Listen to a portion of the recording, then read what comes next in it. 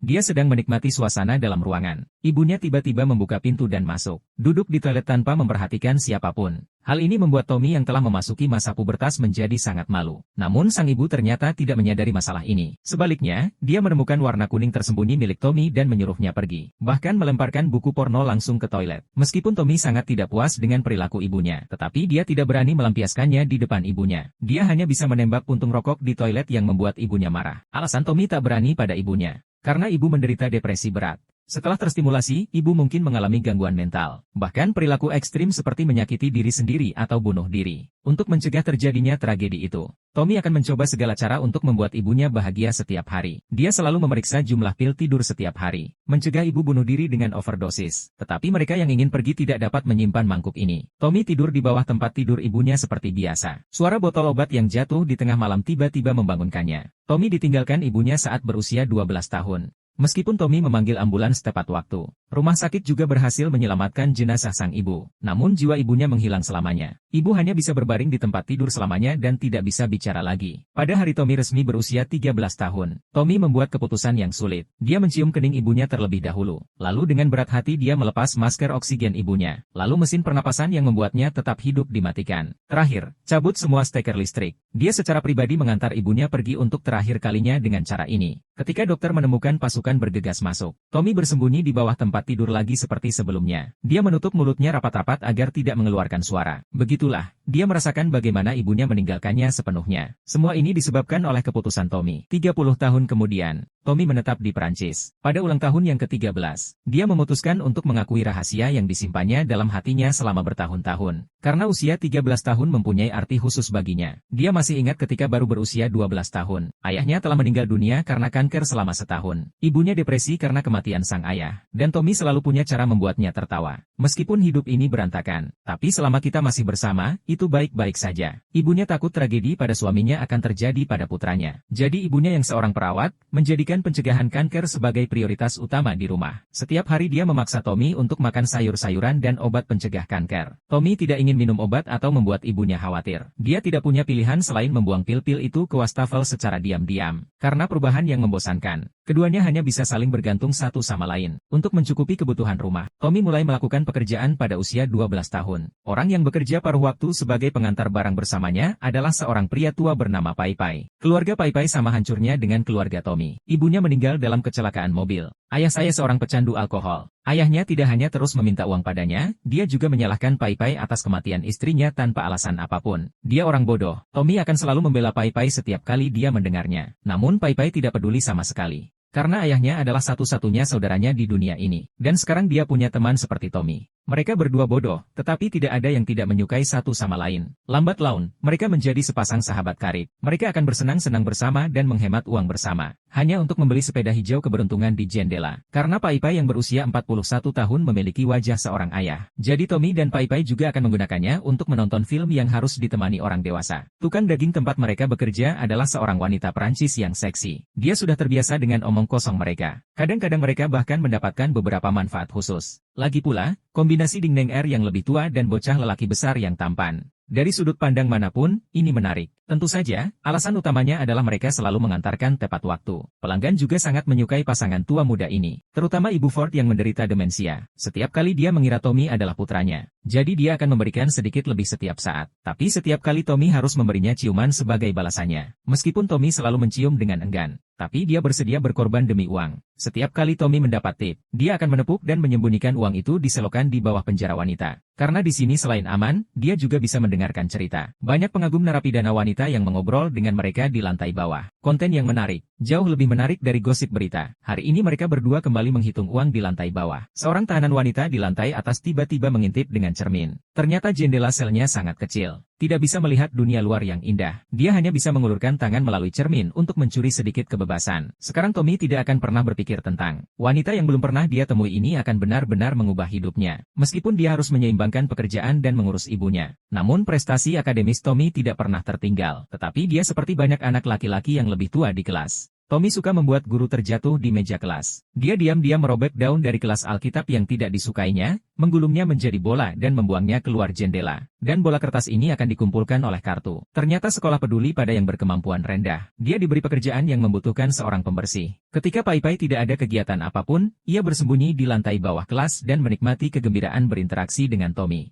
Ketika Tommy pulang sekolah, mereka berdua bermain bisbol bersama. Siswa lain tidak menyukai Pai-Pai karena dia bodoh dan tidak ingin bermain dengannya. Tapi hanya Tommy yang tahu kalau Pai-Pai adalah ahli bisbol. Pada akhirnya, mereka berdua saling memukul hingga babak belur. Di usia ini di mana masa muda dimulai, akan selalu ada perasaan berdebar-debar yang akan memikat pada pandangan pertama. Saat bermain basket hari itu, Tommy memperhatikan Molisa yang muda dan menarik. Dan Molisa pun memberikan respon positif dengan ekspresi malu-malu. Tapi ketika teman sekelasnya memanggil Tommy untuk menanyakan apakah dia menyukai Molly, dia bilang, "Aku tidak menyukainya." Terlebih lagi, dia adalah seorang busboy yang juga ada di sana untuk menjelaskan kepadanya bahwa Tommy sama sekali tidak menyukai gadis. Meskipun ini hanya lelucon. Namun entah bagaimana hal itu sampai ke teman Morisa. Tak lama, teman-temannya yang sangat marah dengan ucapan tersebut, menghalangi jalan Tommy. Mereka menggunakan telinga untuk mengingat kembali ucapannya. Tertawalah pada Tommy karena dia tusuk gigi kecil. Penghinaan selama masa remaja yang sensitif seringkali diperbesar oleh tuduhan palsu. Tommy tiba-tiba merasa bahwa ia telah membuat kesalahan besar. Dia merasa semua gadis di sekolah membencinya. Dia tak punya muka untuk tetap bersekolah lagi. Tommy sebenarnya berpikir untuk pindah sekolah. Namun, semua itu hanyalah masalah sepele di mata ibunya.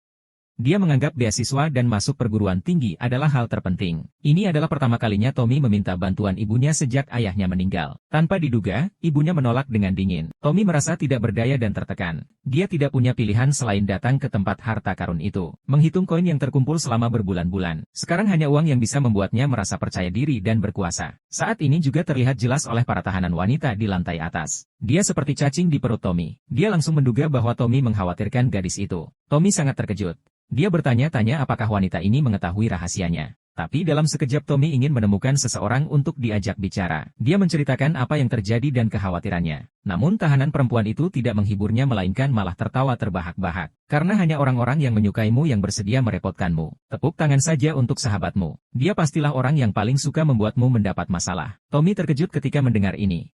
Ini seperti membuka pintu menuju dunia baru. Perkataan tahanan wanita itu segera menjadi kenyataan. Hari itu, Tommy dan Pai-Pai menerima pesanan pengiriman terjauh yang pernah mereka terima. Mereka datang ke sebuah rumah besar dengan penjaga keamanan. Kemudian, di bawah bimbingan penjaga pintu, mereka tiba di sebuah apartemen. Dekorasi di sini tidak hanya seindah museum. Ada lemon besar di mana-mana di atas meja. Pai-Pai belum pernah melihat lemon seindah itu. Dia diam-diam mengambil satu dan menaruhnya di saku. Yang mengejutkan Tommy adalah bahwa ini benar-benar rumah Molisa.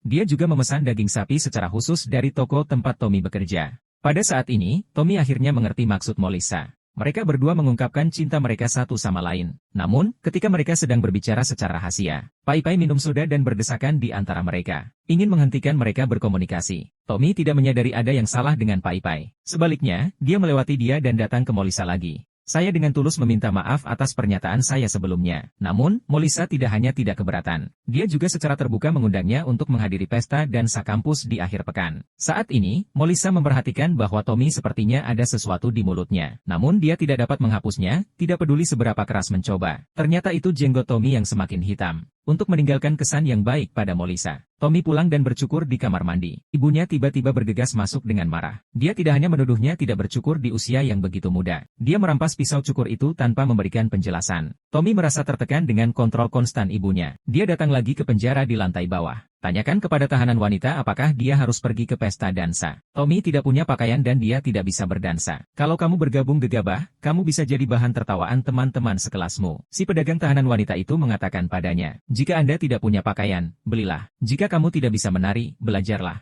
Anda harus menghadirinya.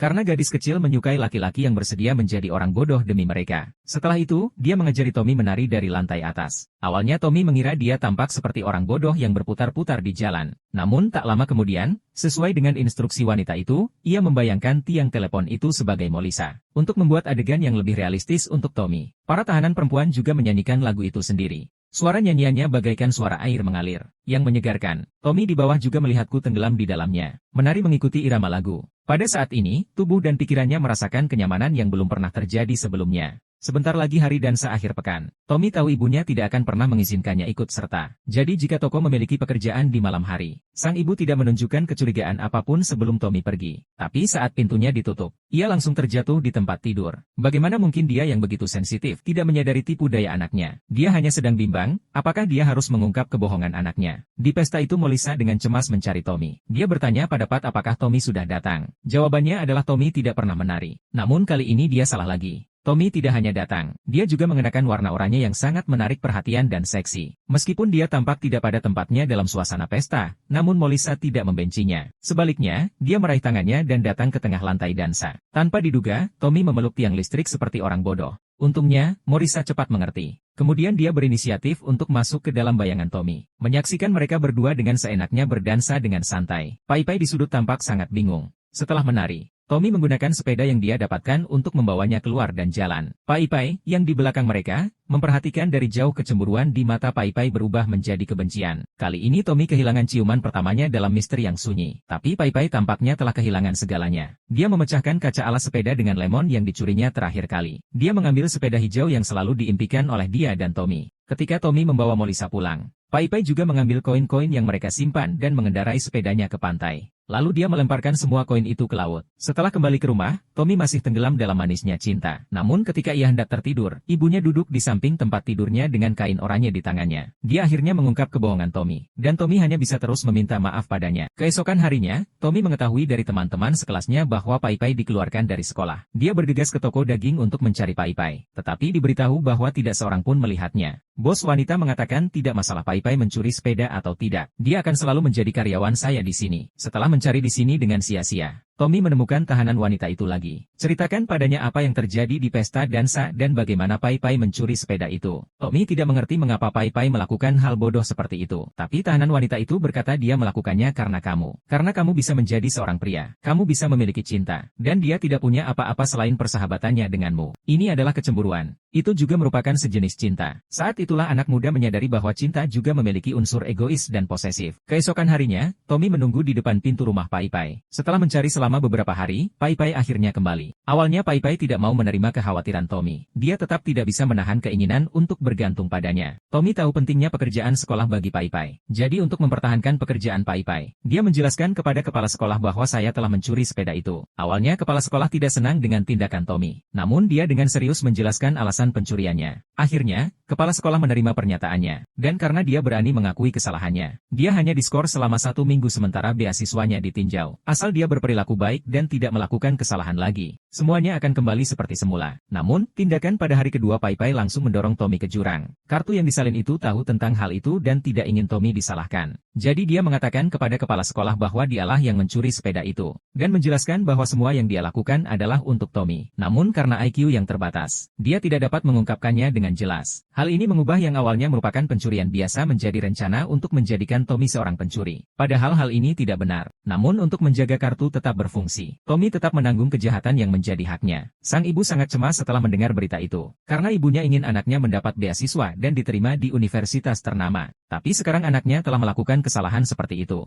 Tommy mungkin dikeluarkan dari sekolah. Akhirnya jatuh ke perpustakaan sipil. Tommy hanya bisa menghiburnya. Sampai ibunya tertidur karena kelelahan. Dia berbaring di bawah tempat tidur ibunya seperti biasa. Tapi pada malam ini, ibunya bunuh diri dengan meminum pil. Melihat ibunya yang bergantung pada ventilator untuk mempertahankan hidupnya, hati Tommy seperti pisau. Dia tidak tahu bagaimana semuanya menjadi seperti ini. Dia ingin pergi ke Morisa untuk mendapatkan kenyamanan. Tapi ketika Tommy mengetahui dia dikeluarkan dari sekolah, orang tua Morisha tidak lagi mengizinkan putri mereka bertemu dengannya. Tanpa tujuan, Tommy kembali ke rumah. Setiap sudut rumah dipenuhi dengan sosok ibu. Tommy, meskipun ini adalah halusinasinya sendiri, namun masih enggan meninggalkan mereka. Ketika dia sadar kembali, dia mendapati bahwa bukan hanya ibunya yang sudah tidak ada di rumah, ada 2 orang asing yang belum pernah dia lihat sebelumnya. Ternyata mereka adalah saudara jauh Tommy, bersiap untuk mengambil alih keluarga sebagai wali sampai Tommy dewasa. Perasaan aneh yang tak tertahankan ini memaksa Tommy untuk pergi ke kamar mandi. Dia menarik pakaian ibunya yang sedang dikeringkan. Tommy memungut puntung rokok yang dibuang ibunya ke dalam toilet. Di tengah-tengah rasa bersalahnya, dia mencari hubungan terakhir dengan ibunya. Kemudian dia datang ke penjara wanita dengan rasa frustrasi.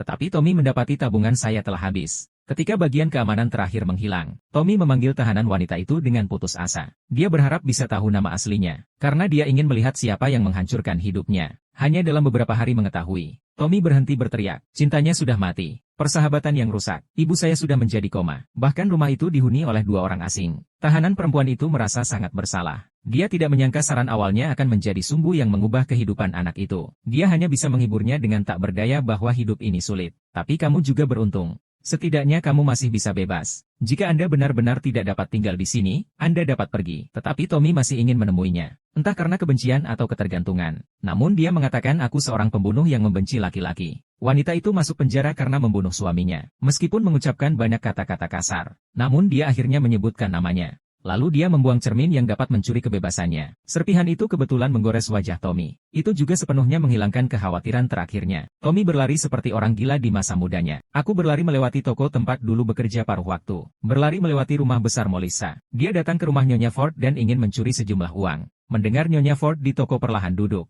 Tapi sekali lagi, dia memperlakukan Tommy seperti putranya sendiri. Dia juga mengambil lebih banyak uang dari tas dan memberikannya kepadanya. Jadi Tommy punya uang untuk pergi dari sini. Setelah mengucapkan selamat tinggal, Tommy datang ke rumah sakit dan secara pribadi mengucapkan selamat tinggal kepada ibunya. Tommy tidak punya apa-apa sekarang. Dia memutuskan untuk pergi, meninggalkan kehidupan di kota ini. Dengan bantuan Pak Tua Pai Pai, Tommy berhasil membeli tiket kereta api keluar kota. Sebelum pergi, Tommy menceritakan kepada Pai Pai tentang hal di kehidupannya kelak seperti seorang ayah yang sudah tua. Mata Kai Kai berkaca-kaca saat dia mendengarkannya. Lalu seperti orang dewasa yang matang, dia berkata pada Tommy, janji padaku. Kamu harus melakukan hal-hal baik di masa depan. Setelah pelukan terakhir, Tommy dengan teguh melangkah di jalan menuju kedewasaan. Pai Pai berdiri di sana dengan tenang, bingung harus berbuat apa. Dia hanya memiliki persahabatan dengan Tommy. Tapi Tommy akhirnya akan tumbuh menjadi seorang pria. Bertahun-tahun kemudian, kehidupan Tommy berangsur-angsur membaik. Dia menjadi seorang seniman, membentuk keluarga baru, meskipun memiliki istri dan anak tercinta. Namun hatinya masih diselimuti kesedihan dan ketidaklengkapan, karena dia tidak pernah memiliki keberanian untuk menghadapi masa lalunya. Tommy tidak memiliki keberanian untuk kembali ke New York, sampai anaknya berusia 13 tahun. Dia memutuskan untuk membuka peti harta karun di hatinya. Dia menceritakan pada istrinya rahasia yang disimpannya dalam hati selama lebih dari 30 tahun. Istrinya dengan lembut menghiburnya dan mengatakan hanya dengan menghadapi masa lalu, dia dapat menjadi pria sejati. Seperti itulah tipe pria yang saya dan anaknya butuhkan. Dengan dorongan istrinya, Tommy kembali ke New York. Segala sesuatu di sini membuatnya merasa aneh sekaligus familiar. Ketika dia menginap di hotel dan membuang puntung rokok ke toilet, perasaan akrab yang telah lama hilang menjadi lebih jelas. Keesokan harinya Tommy datang ke arsip. Saya ingin menemukan mantan narapidana wanita. Tetapi dia tidak dapat mengingat nama wanita itu. Yang dia tahu hanyalah dia berkulit hitam dan seorang pembunuh. Akan tetapi, sang administrasi mengatakan bahwa penjara tersebut tidak pernah menahan seorang pembunuh. Lalu Tommy tiba-tiba menyadari. Tahanan wanita itu mengucapkan kata-kata itu untuk mengusirnya. Setelah beberapa putaran kunjungan dan inspeksi, Tommy akhirnya menemukan alamat tempat wanita itu. Tapi ketika dia mengetuk pintu apartemen dan memperkenalkan dirinya, pihak lainnya tetap menolak membukakan pintu untuknya. Tommy hanya bisa menceritakan kepada wanita itu tentang situasi terkininya melalui pintu. Lalu dia memasukkan foto keluarga itu ke celah pintu. Tommy mengerti mengapa gurunya yang telah mengajarnya sejak muda tidak ingin melihatnya lagi. Setelah meninggalkan hadiah, dia berbalik dan pergi. Tapi saat dia hendak keluar pintu, wanita itu tiba-tiba berubah pikiran dan memanggilnya. Ini adalah percakapan jarak jauh antara keduanya setelah lebih dari 30 tahun. Bahkan posisi lantai atas dan bawah tidak berubah. Wanita itu berkata bahwa kita semua melakukan apa yang harus kita lakukan. Ibumu akan mengerti. Seorang anak laki-laki harus belajar pergi sebelum dia bisa kembali. Tommy menangis setelah mendengar ini.